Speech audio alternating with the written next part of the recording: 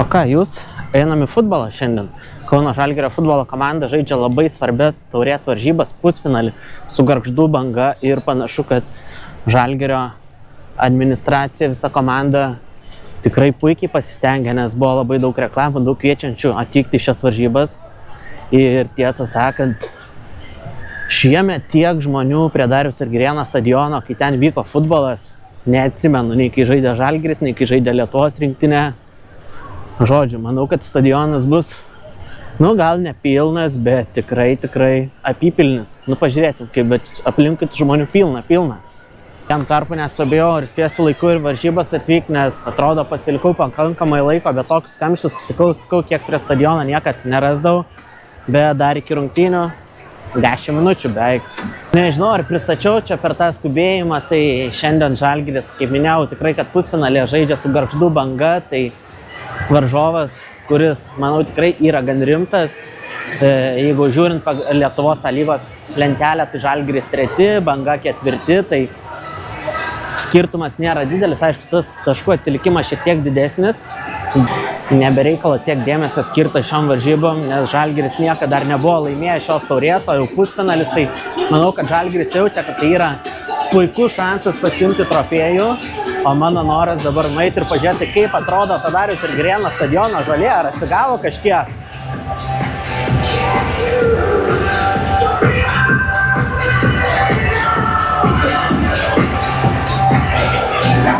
Sakyčiau, visai žalė, turėjo laiko, kiek čia nuo visų tų įvykių, 2 savaitės turbūt praėjo. Aišku, matos, kad buvo tokia patrepsėta kažkada, bet atrodo visai neblogai. Ten, nežinau, ar matosi, jau atvyko ir Gargždų komandos fanai, šiaip keista. Aišku, ir pagirtina, kad vidury savaitės trečiadienį 6:30 ir laikas toks nėra pats patogiausias ir iš toli važiuoti. Bet nežinau, kokia 20-30 bent jau matosi, kad atvykusiu, tai šiaip, nors ir šiandien konkurentai, aš kaip kaunietis neslėpiu, kad už Žalgirį kitaip ir būt negali, bet konkurentus irgi reikia pagirti. Skau, šiaip labai gerai, fainai, kad taip atvyksta, palaiko.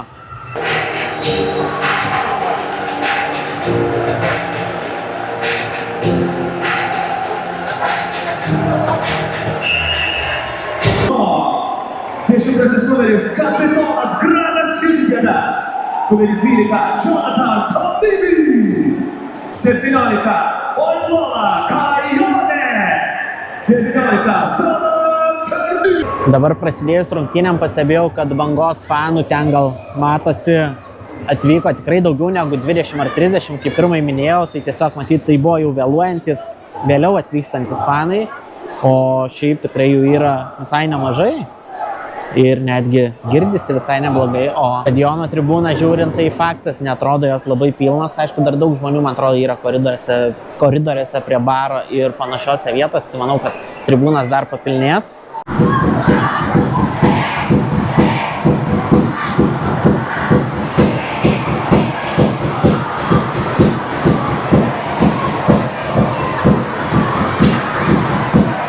Su žalia balta arenoje lengviau pasikurti negu stadione, bet smagu, kad bent jau kažkas bando užvedinėti, tiksliau pranešėjas bando užvedinėti. Sužaista beveik 20 rungtynių minučių ir kol kas rezultatas skaičiau visai dėsningai lygus, 0-0, niekas netgi kažkokių rimtų progų neturėjo. Galėtų greičiau viena komanda įmuš, tai automatiškai žaidimas tada pasikeičia, nes viena komanda labiau nori bėgti puolimą, kad išlygintų, kita kontratakom turi daugiau šansų, tai visada tas žaidimas tampa mažiau atsargus.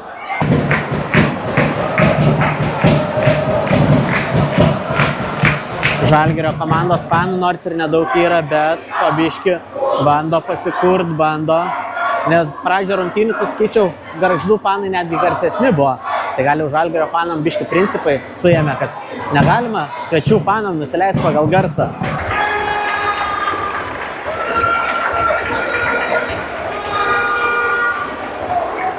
Sportas be traumų irgi neapsieina. Vienas iš Gargždų komandos žaidėjų, atrodo, gan skaudžiai nusileido ant žemės, kad net medikų prireikė, binto prireikė. Bet nieko, pats išėjo iš aikštės, nereikėjo ramentų, tai, bet kaip sakau, sportas neapsieina be traumų, be tokių nutikimų, tai yra sporto natūrali dalis. Baigėsi pirmas kėlinys, rezultatas 0-0, kaip ir kažkokių labai rimtų progų nei viena komanda neturėjo, tai turbūt rezultatas teisingas. O šiaip antram kėlinį manau, kad komandos dar labiau stengsis atsargesnį žaidimą žaisti, nes to vieno praleisto įvarčio kaina būtų labai brangi, galbūt finalas bilietas į finalą. O dabar, kaip ir visada, per ilgą pertrauką įvairių žaidimai, kažkam toj panašu ir Kamado kepsnė atiteks. Einam pasisveikinti jūs irgi mūšit, pagarba kovardu. Valda, labai puiku. Kuo jūs vardu? Ir kai tik spėlė, šaunam su emocijom ir mes. Jeigu tu pasiruošęs, mes dar visi norim užkurti. Visas stadionas!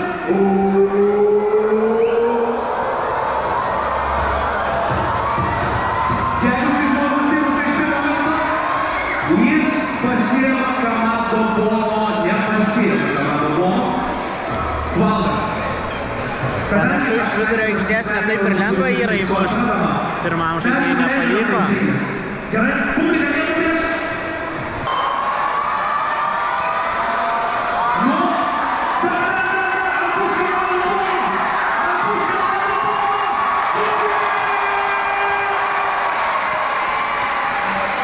Kad jau turim kelias laisvas minutės, pabandysiu ir aš sužaisti šitą žaidimą.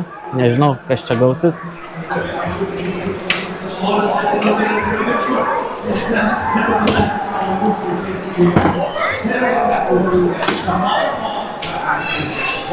Deja, 0 iš 2.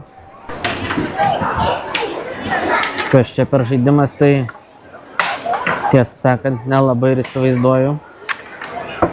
Jaučiu, kažkaip reikia šaudyti. Nežinau, pirmą kartą matau.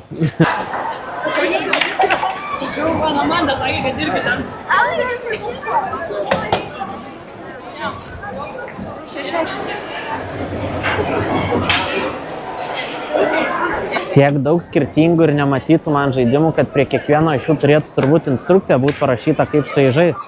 Bet net tame esmė, man atrodo, kas nori, tas tikrai suranda ir išsiaiškina ir visas taisyklės ir randa kaip laiką praleisti belaukiant rungtynių arba per pertrauką. Grįžo žaidėjai į aikštę antram kėliniui, bet šiaip tai tokią nuojautą turiu, kad gali būti, kad šitas rungtynės nesibaigs su 2 kėliniais, prireiks pratęsimų, prireiks baudinių. Bet gal nereikia burti iš tirščių, tiesiog toks loginis mąstymas, kad komandos bijos rizikuoti, labai nuo gynybos žais.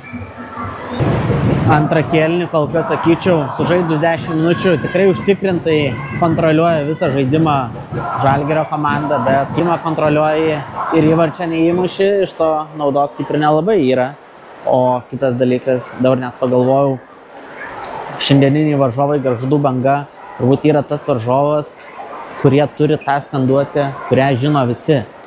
Aišku, stadione Žalgirio geriau jos garsiai neskanduot, bet, žino tą Gargždų Banga, Gargždų Banga. Žodžiu, o taip, garsiai nenoriu. bet sakau, turbūt skanduotė, kurią bent jau nežinau, atsimenu, kad visi žino šitą pusiau tokią pašaipos formą, bet skanduotė garsi.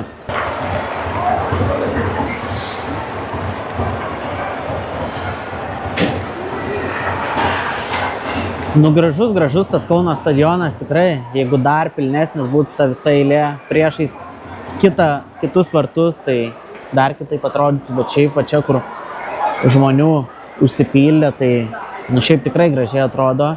Tik tai dar va taip pagalvojau, šiaip labai Žalgiris nestandartiškai, man atrodo, agitavo, nelabai atsimenu, kad į praeitas kažkurias varžybas tai būtų, ne tik tai futbolo akademijos vaikai susirinko su tėvais, bet ir Žalgirio krepšinio komandos žaidėjai, ir Sirvydis, ir Ulanovas, ir netgi buvę žaidėjai kaip Kuzminskas, arba tas pats Donatas Motijūnas. Šiandien mačiau dar paleido reklamą, kad atvykit, palaikykit Žalgirį. Tai šiaip tikrai toks, sakyčiau, kiek nestandartinis Žalgirio viliojimo būdas į stadionus gal. Bet vat įdomu, kiek tai pasiteisino ir kiek tokia reklama tų žmonių atviliojo į stadioną. 60 minutė. Ai, negeri dalykai, Gargždai muša įvartį ir 1-0 įsiveržė į priekį. Kaip ką tik ir sakiau, kontroliuoti neužtenka, žaidimą reikia mušti įvarčius. Ką, 1-0 Gargždai laimė, bet dar 25 minutės laiko, šiek tiek daugiau. Tikėkime, kad Žalgiris dar pradžiai išlygins rezultatą, o po to žiūrėsim toliau gal.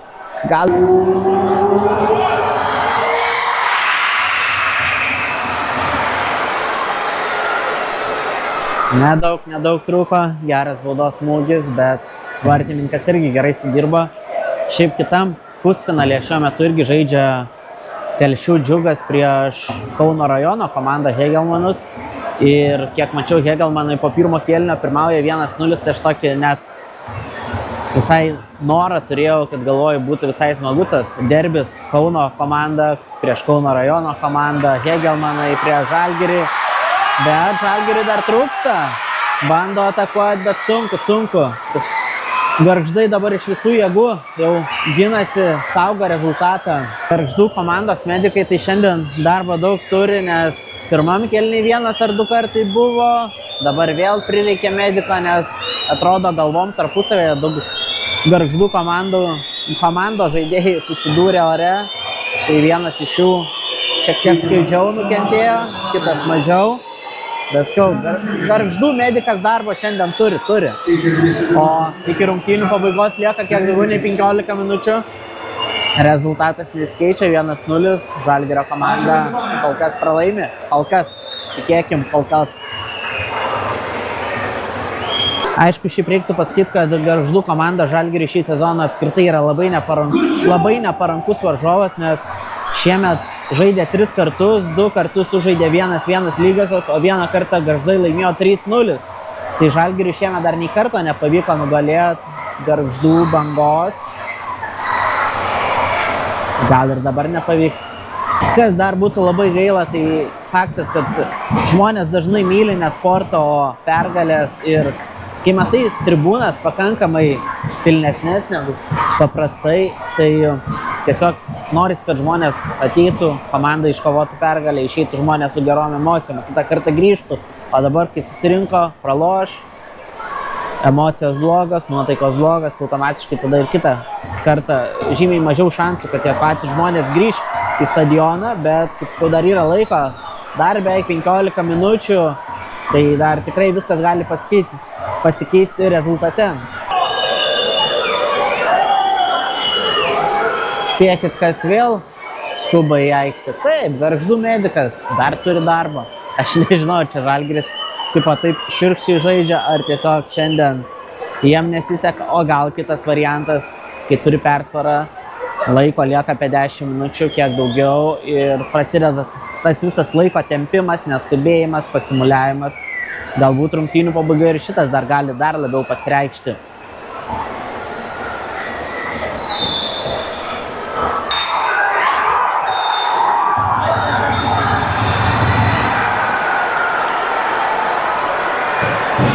Deja, bet viskas, nepavyko Žalgirio komandai mušti įvarčio, nepavyko išlyginti rezultato. Ir Gargždai 1-0 laimė.